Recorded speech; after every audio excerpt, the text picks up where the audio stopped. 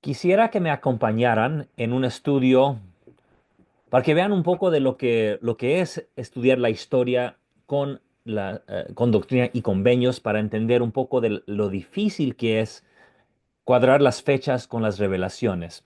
Vamos a ver la sección 10. ¿Por qué la sección 10? Bueno, voy a compartir mi pantalla para que recuerden, a ver, denme un segundito porque lo quiero hacer aquí como si fuera una clase misma.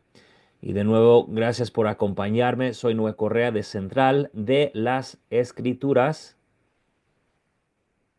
y aquí les comparto la sección 10. Ojalá lo puedan ver. Si se acuerdan, en el encabezado se nos dice algo que a veces no le prestamos atención, pero creo que nos da algo de detalles. Dice aquí,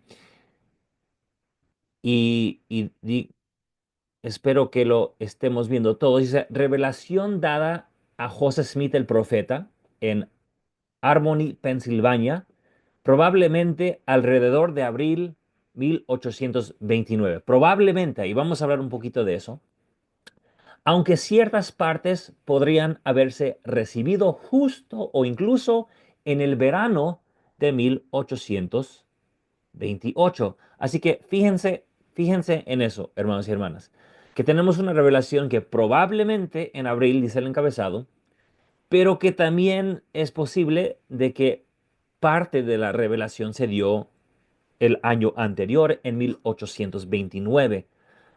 ¿Por qué es importante eso? Bueno, la verdad es que no es importante porque estudiamos la sección y aprendemos y seguimos adelante. Entonces, ¿por qué es importante para mí hacer este video? Porque a mí me encanta ver esos detalles de cómo progresó la obra del Señor en esta época, el desarrollo de las secciones, con qué estaba luchando José Smith, el profeta.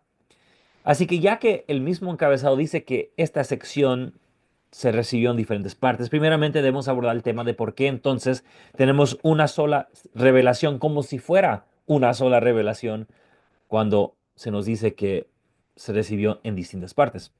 Bueno, no es la única sección donde se han tenido que combinar revelaciones distintas. La diferencia de esta revelación, bueno, y otras también son similares, es que aquí no vemos la división. Empezamos a leer desde el primer versículo hasta el último y no vemos dónde se divide. Hay otras secciones donde vemos que claramente una parte se dio para una persona, otra parte para otra persona y se entiende muy bien. Así que si vemos la historia, ¿qué podemos aprender? ¿Qué podemos aprender? Pues primeramente, voy a compartir una cronología que había yo creado. Denme un momento aquí para compartir lo que quiero mostrarles. Si vemos primero, si vemos primero aquí, a ver, aquí había puesto yo, aquí había puesto yo, a ver, que yo puse aquí abajo, no sé si alcanzan a ver, lo último de aquí, mi cronología, 1828, julio o agosto, después de la sección 3 se recibe parte de la sección 10. Y a ver, yo decidí poner julio y agosto y temo que la verdad es que no lo sé. Yo lo saqué de hecho de un libro que conocemos como Historia de la Iglesia, que antes se publicaba con el nombre de José Smith. Hoy día ya entendemos de que no es solamente em, palabras que dijo José Smith, sino que combinación de muchos recuerdos sobre José Smith. Denme un segundo aquí para corregir algo que estoy viendo aquí. Muy bien. Em, si comparto esa fuente, y eso es lo que se toma hacer este tipo de estudio, este es el mismo texto más modernizado. Digo modernizado porque lo que hizo el historiador, que es Dan Vogel, él combinó todas las ediciones que se habían hecho, pone las fuentes de varias partes de donde vino las partes de la historia de la iglesia, porque, como digo, eran muchas fuentes que luego se convirtieron y se pusieron en la boca de José Smith. Aquí para la sección 10 empieza diciendo una revelación al profeta José Smith, mayo 1829. Fíjense que aquí dice mayo y en nuestra sección dice abril. O sea, son las cosas con las cuales tenemos que luchar. Claro, se corrigió en ediciones futuras y se dio cuenta de que era más, tal vez pudo haber sido más cerca de abril, pero vamos a seguir hablando de ese tema. Pero no es el único detalle, ya que dije que esta es una versión anotada, académica, estudiando el texto de esta y las diferentes ediciones del libro de historia de la iglesia. Claro, esta versión de Dan Bogle se llama de otra manera, pero incluye todo el texto y todos los cambios. Si vamos aquí a la nota que está a pie de la página, muestra que en diferentes fechas fueron cambiadas, o sea, diferentes ediciones cambiaron las fechas de esta misma parte del libro donde introduce la sección 10 en la historia de la iglesia. Mira, aquí hay texto, historia de lo que pasó con Smith y aquí cita la sección 10. Y es lo que hizo la iglesia bajo Brigham Young. Ahora, pero la nota que quiero mostrar ahí es que, claro, dice mayo, pero que en otras ocasiones se cambió a decir julio o agosto, y creo que de ahí saqué la fecha yo.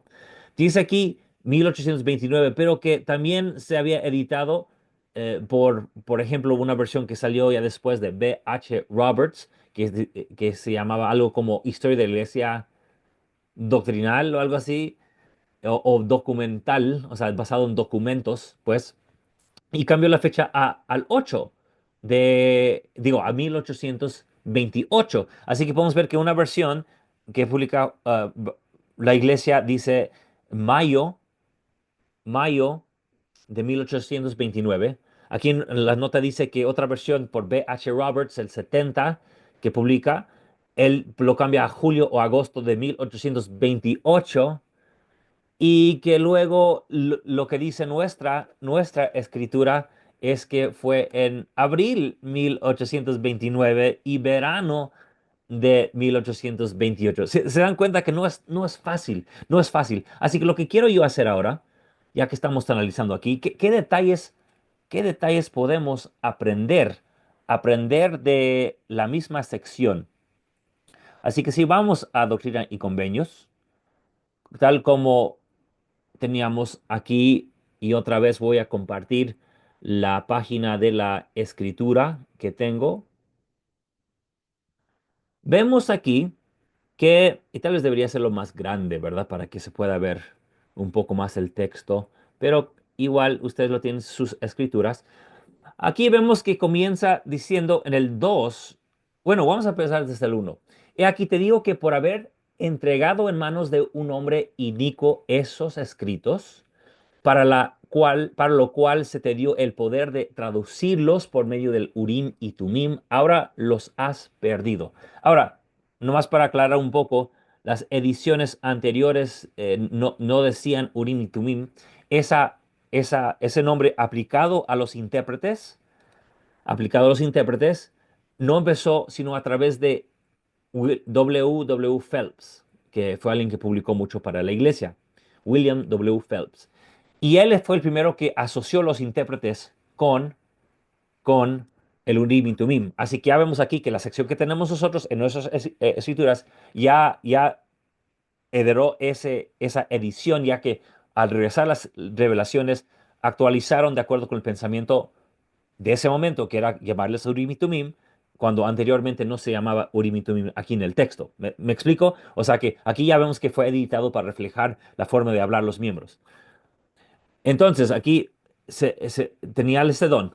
Dice el versículo 2, y al mismo tiempo perdiste tu don y se ofuscó tu mente. ¿Y por qué estoy leyendo eso? Por el 3. No obstante, otra vez se te es restaurado. Así que estos versículos que estamos leyendo es cuando ya se le restauró el don de traducir.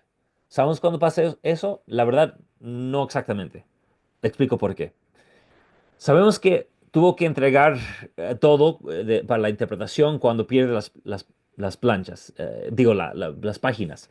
Y eso lo sabemos a través de la historia de su mamá. Dice que el ángel viene y le pide que entregue todo. O sea, dice, no, ustedes frustraron su obra, no la obra de Dios, pero frustraron los esfuerzos que estaban haciendo ustedes.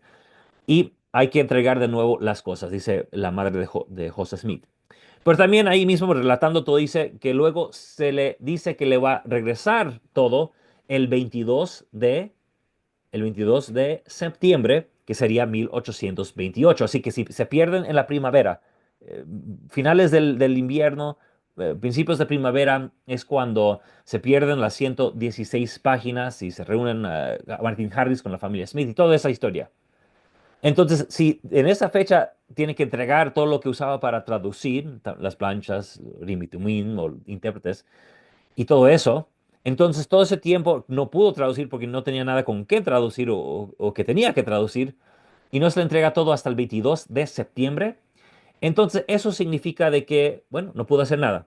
Pero tampoco significa de que al regresarle las planchas y todo lo que necesitaba, que también le regresó el don de traducir. Puede ser que sí, ¿verdad? Puede ser que sí, pero no lo sabemos. Entonces, por lo menos aquí podemos saber que tiene que haber sido después de regresarle las cosas después de septiembre y antes de que empiece a traducir con Oliver Cowdery, porque ya cuando llegue abril 1829 con Oliver Cowdery ya tiene que tener el don para poder ya traducir el 7 de abril, ¿me entienden? Así que tiene que haber pasado desde el 22 de septiembre y el 7 de abril. Y seguramente por eso tenemos la fecha propuesta por la iglesia que podría hacer. Dice probablemente en abril de 1829. Pero igual, hay muchos otros detalles que no conocemos para distinguir exactamente cuándo. Entonces, ¿por qué se dice que es parte o se pudo haber recibido en 1828? Bueno, porque así propusieron, por lo menos B.H. Roberts sabía algo y por eso quiso cambiar la fecha de 1829 a 1828. Pero también, si leemos la reacción del Señor sobre lo que se perdió en las 126 páginas, la reacción se me hace muy, muy como fresco. O sea, es algo que está conversando el Señor con José Smith como si hubiera pasado recientemente. Así que puede ser, y vamos a regresar a la escritura que tenemos ante nosotros, puede ser que al decirle a José Smith, "De aquí han procurado destruirte".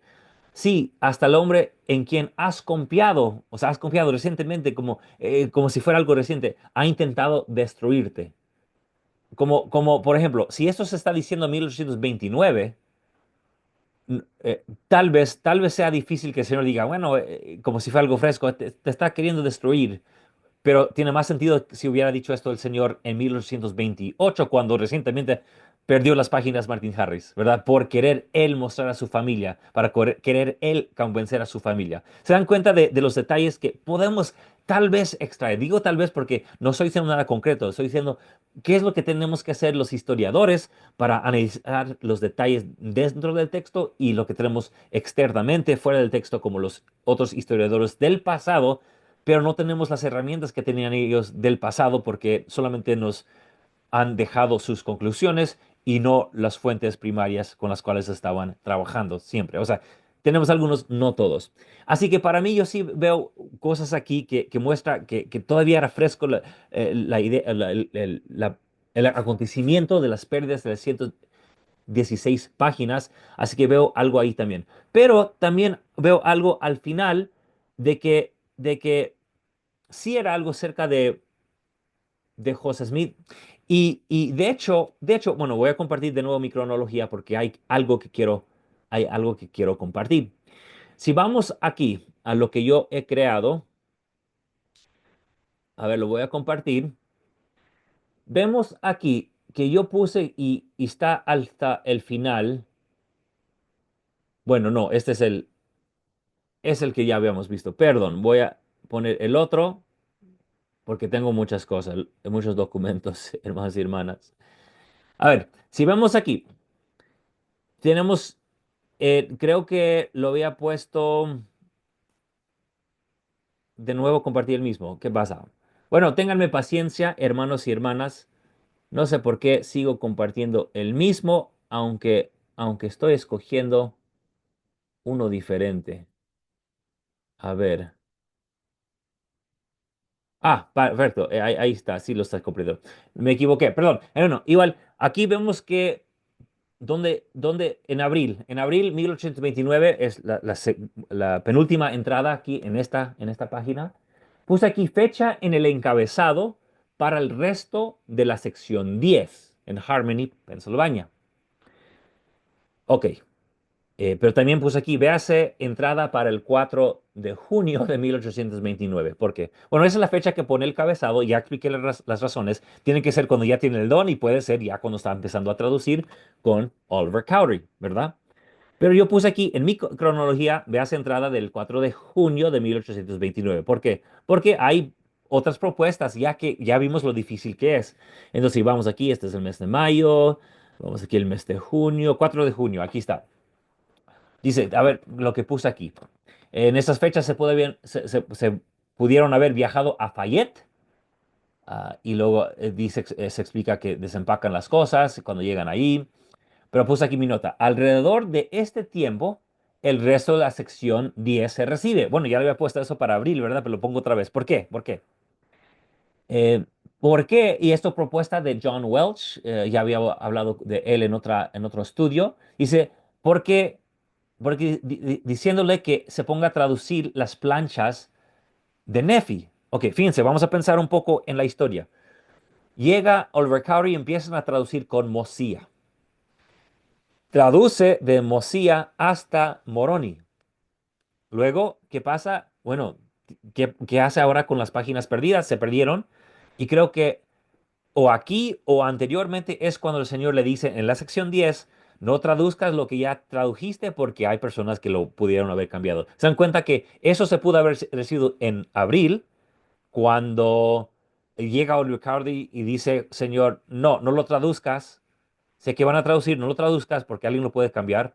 O se pudo haber dicho en junio, cuando ya habían terminado Moroni y ya quieren ver qué hacer con las páginas perdidas, y el Señor pudo haber dicho en esa ocasión también, ojo, no lo vayan a traducir porque los que tienen las páginas pueden cambiar las cosas y decir, miren, me está omitiendo porque traduce aquí de una manera y traduce acá de otra manera, ¿verdad?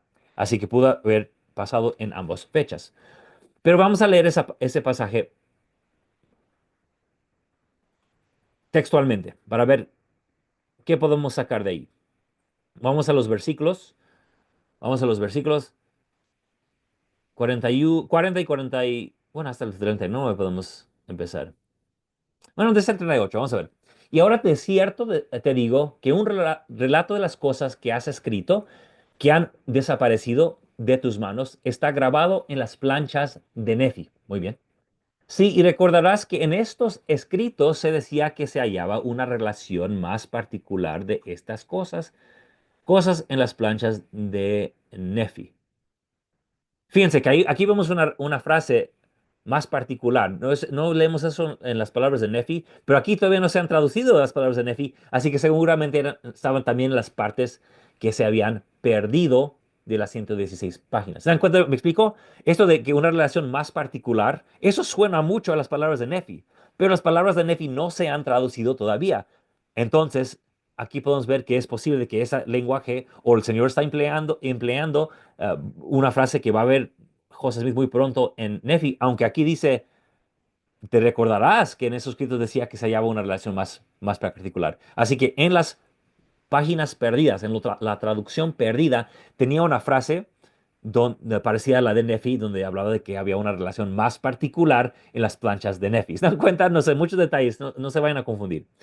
Y el 40 dice, debido a que el relato grabado en las palabras de Nefi habla más particularmente, otra vez la frase parecida, de las cosas que en mi sabiduría quisiera traer al conocimiento del pueblo en esta historia, traducirás, ojo, no lo ha traducido todavía, traducirás por tanto lo que está grabado en las planchas de Nefi y hasta llegar al reinado del rey Benjamín, claro, y eso menciona en Omni, ¿verdad? Y hasta llegar a lo que has traducido y retenido. ¿Se dan cuenta? Hasta lo que has traducido. ¿Qué es lo que había traducido? Hasta Mosía. Ok, ok, pensemos ya en todos esos detalles. Habíamos dicho que traduce en abril, empieza con el libro de Mosía y llega hasta Moroni, en el mes de junio de 1829. Aquí nos dice, como acabamos de ver ahí y leer, dice en el 41, dice, traducirás por tanto lo que has grabado en las planchas, lo que está grabado en las planchas de Nefi, porque no lo ha traducido todavía, solo de Mosía Moroni ha traducido, hasta llegar al reinado del rey Benjamín, ¿dónde sabe eso? En Mosía, lo cual ya ha traducido, ya sabe la historia porque lo tradujo, o hasta llegar a lo que has traducido y retenido. O sea, sí, lo que se retuvo fue de Mosía a Moroni. Así que esta parte de la revelación, ya que sabemos que hay diferentes secciones, o sea, diferentes partes, esta parte se recibió después de traducir de Mosía a Moroni. ¿Y eso pasó cuándo? En junio. Así que por eso, y no estoy queriendo cambiar historia, ¿verdad? Sabes lo que dice el encabezado y lo respeto, pero esa es la razón por la que yo puse en mi cronología, puse yo, a ver, un momento aquí, donde puse yo en el 4 de julio, alrededor de este tiempo, el resto de la sección 10 se recibe, y tengo ¿de dónde lo saqué? De John Welch, aquí tengo su libro, Opening the Heavens, página 123. No estoy tratando de cambiar historia, estoy tratando de analizar la historia y no soy el único, para que sepan. Hay otros que han visto esto y digo, bueno, wow, no es tan fácil ponerle fecha a este texto. Bueno, quería mostrarles lo fascinante y lo divertido para mí ver la historia y composición de las revelaciones. ¿Y cuál es el mensaje al final de cuentas? De que Dios siempre tiene un plan. Así que no quisiera que se perdieran en todos esos detalles de la historia, aunque fascinantes para mí. Al final de cuentas, el mensaje es que Dios tenía un plan, de que la obra de los hombres se puede frustrar, pero no la obra de Dios. Aunque se hayan perdido las páginas, tenemos el libro de Mormón. Aquí lo tenemos para leer y estudiar y acercarnos más a Cristo. Así que cuando ustedes, hermanos y hermanas, como Martín, como José, pierden algo importante, no cumplen al 100%, siguen pidiendo algo al Señor que no es debido, y cuando se les conceda, se dan cuenta de que no fue buena idea pedir esa cosa. Cuando eso nos vuelva a pasar, porque seguramente ya nos ha pasado y nos va a pasar en el futuro, porque somos imperfectos aquí queriendo ser más como el Señor Jesucristo. La invitación es, después de ver todos los detalles, que nosotros también somos parte del plan. Si nos mantenemos firmes, somos parte de este plan. José Smith siguió firme. Martin Harris tambaleó, se alejó y regresó al final de su vida, pero perdió muchos años de servicio por haberse alejado de la iglesia. Seamos fieles. Cuando nuestra obra se frustra, confiemos en el Señor y hagámonos parte de su obra, que nunca se frustra. Nos vemos, hermanos y hermanas. Gracias por acompañarme. Adiós.